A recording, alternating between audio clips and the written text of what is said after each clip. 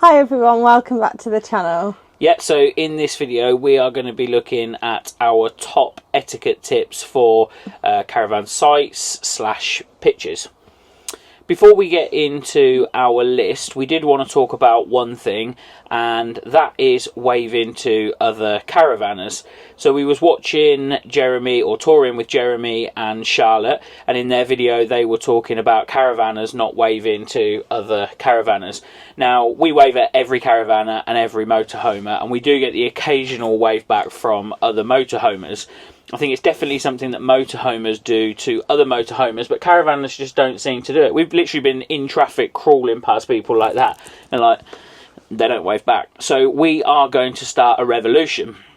I am going to message all the caravan channels that I know, and I'm going to get them to put a similar message in their groups, and we are going to start something. So if you see another caravanner, especially if it's us and people are frantically waving at you, please give us a wave back. We're going to go through our list in no particular order.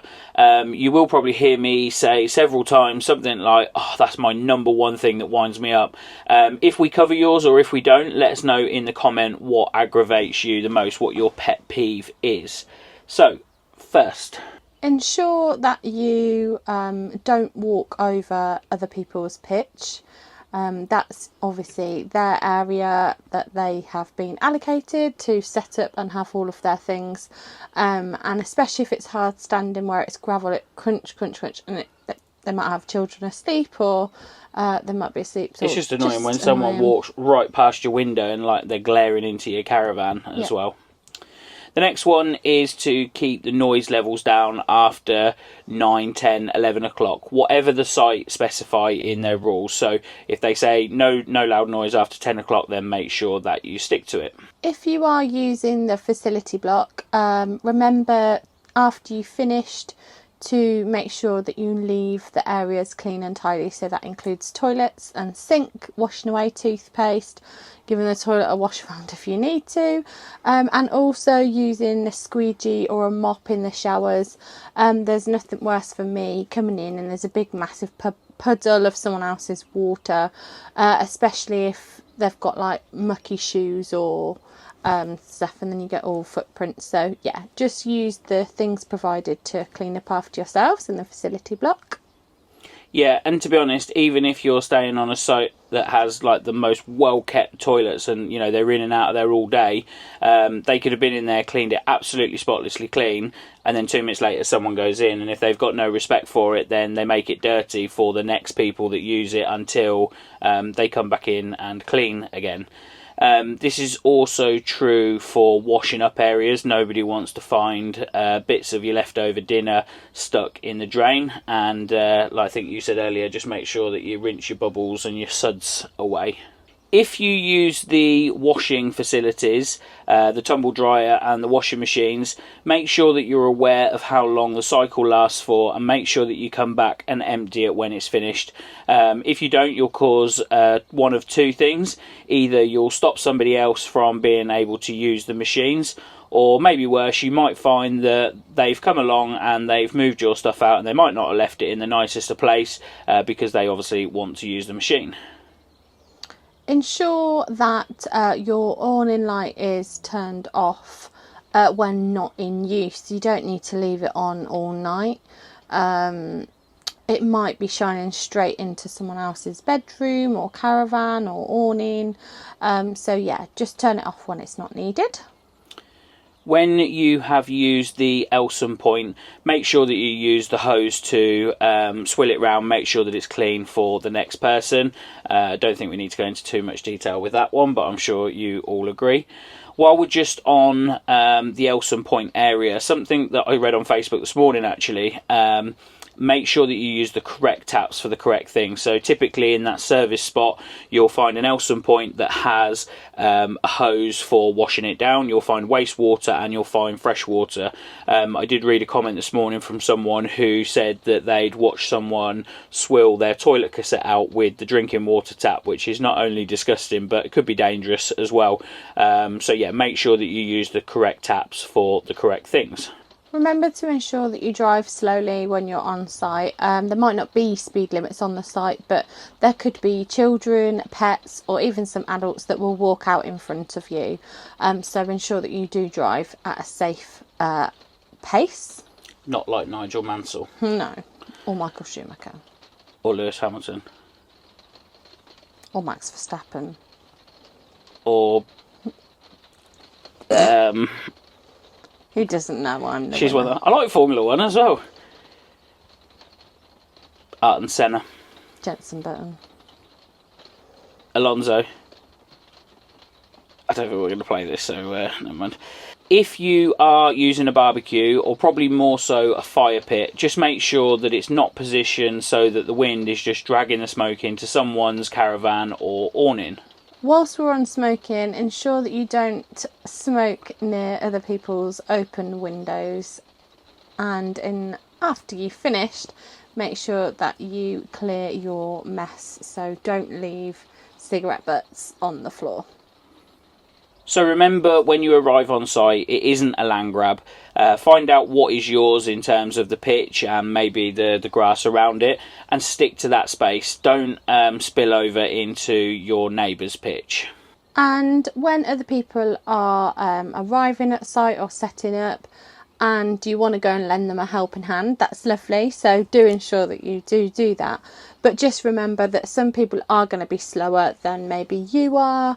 They could be new, they could just be taking their time, they could be elderly.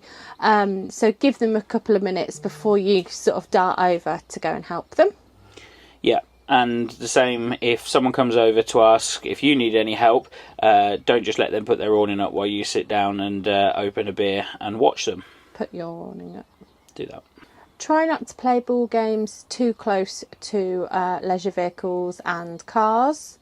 It could cause damage to any of them, really.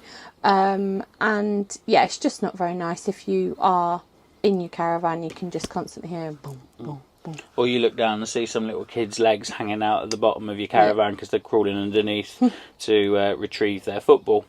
One that I wasn't aware of myself, actually, but I did read this, is when it comes to blowing bubbles. We actually saw someone on this site blowing bubbles for their dogs, which is fine, and it seems like harmless fun. Apparently the liquid that they use in bubbles can actually have a negative effect on the coating of awnings to obviously make them less waterproof. If you have had a heavy night the night before and you've got loads of empty wine bottles or spirit bottles, don't empty them into the glass bin either first thing in the morning or late at night. Do it in the day when everybody else is awake. When you stand at the top of one of them bins and you drop a glass bottle into a bin that's full of glass bottles, it's like a crescendo across the whole site. Whilst we expect that children will be excited if they're on holiday or away in their caravan, try to limit them running up and down, because that noise does really travel, especially if you're in the next door pitch. Yeah, I don't really know what the science is behind that, but whenever you run across a caravan floor, you can hear it like it's in your caravan, in the one next to it. Whilst you're in your caravan, try not to shout and use raised voices. Obviously, remember that sounds do travel, and people will be able to hear you within close proximity. And we did talk about this one before we started filming, but actually, if you're having a domestic, personally, me and Sara are okay with hearing that. We quite like eavesdropping on people's domestics, so that's absolutely fine. Remember that when you are in your awning, just because you've zipped it up doesn't mean, say, the sound goes away. So if you want to stay up late and you want to watch TV in your awning, or there's a few of you and you're having a few drinks and a chat, just remember that inside tents and awnings, the noise is no different to just standing outside somebody's caravan. You get no noise protection from inside one of those. If you want to listen to music around your caravan, make sure you keep it at a volume where once you really walk off of your pitch, you can no longer hear it.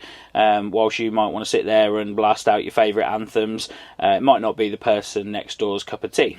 Likewise with the television, try to ensure that you don't have that near or on the maximum volume, particularly if you're in the caravan at night time. Other people could be sleeping or watching their own programmes and they don't need to hear Yeah. yours. Yeah, when you take the dog out for a walk at the dead of night and you just walk past and you're like, I can hear a lot of TVs playing. Keep your pitch nice and tidy. It does help to make the whole site in general look tidy. One of the things that we like doing is walking around with the dog and just going and having a look at different people's setups and that sort of thing. So a tidy pitch just encourages a tidy site. If you are going to leave things outside, be careful leaving things like food scraps out there, even if it's in a bin, because you might find that you might find that rats and mice and that sort of thing will come round, and you don't want to encourage vermin. Make sure not to empty your wastewater onto your pitch. Obviously, there are different ways of setting up on some pitches, on some sites, but also remember that actually everyone's layout isn't the same as yours. So whereas your door might be on one side and the waste is underneath your caravan, actually the next person that checks into that pitch may be opening their door onto your wastewater, which isn't very nice. No, and apart from the fact that it is wastewater and it is disgusting, if you've been washing up in the sink and stuff like that, you will have undoubtedly little bits of food and stuff, and again, like the last point, will attract vermin. So wardens often spend a lot of time maintaining their sites. So do respect that, and don't pour boiling water onto the grass, as it will burn the grass away. And then, yeah, it's just not really very respectful. So now we have a couple of top tips for good etiquette if you're travelling with dogs. Don't let your dog onto other people's pitches. And make sure that you don't let them sniff up people's awnings, windbreaks, guy ropes. It is inevitable that they will wee up them. Ensure that you don't let your dog bark constantly. Yeah, and make sure that you keep them on leads at all times unless you are in a designated off the lead area. Make sure that you pick your dog's poo up. Yeah, I know that 99.9% of people do this, but there are obviously still some people out there that don't pick their dog's poo up. Finally, ensure that you read the rules of the site. Whilst you might think that some of them are being a bit picky or a bit moody, actually they're there to keep everybody safe and to ensure that everybody does have a good time. So do be fair and make sure you abide by their rules. Yeah, and after watching this video you might think that we are absolute fun sponges. If we did everything that we've just listed, if we did all of that stuff, we'd actually have an absolutely amazing time. We'd have a great time. It would be so easy to dump our wastewater on the thing or not bother picking the dog's poo up. But it's not just about you, it's about making sure that you come away and enjoy yourself, but also that everybody else around you can enjoy themselves too. So as we said at the beginning, if we have covered or if we haven't covered your pet peeve, the thing that annoys you the most, put it in the comments. We'd love to hear what bothers you. If you haven't done so already, then please consider subscribing to the channel. And we will see you in the next one. Thanks for watching. Bye. Bye.